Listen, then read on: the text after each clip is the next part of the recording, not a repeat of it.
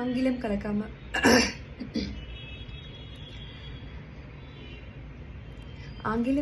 தமிழ் பேச முயற்சிக்கிற 12வது நாள் இன்னைக்கு நான் என்ன யோசிச்சேன்னா, ஒரு ஒரு அங்கம் என்னோட உடல் பாகங்களில் வந்து தமிழில் சொல்லி பார்க்கலாம் அப்படின்னு.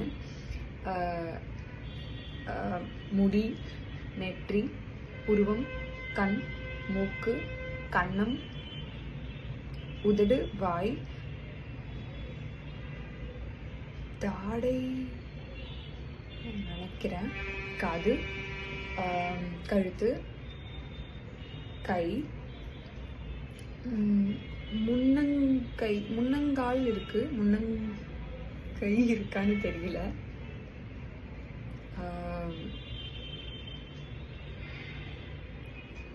பாம்புக்கு தமிழ் என்னன்னு எனக்கு தெரியல. உள்ளங்கை, விரல், நகம்,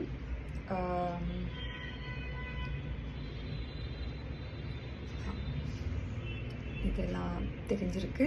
நாளைக்கு சந்திப்போம்.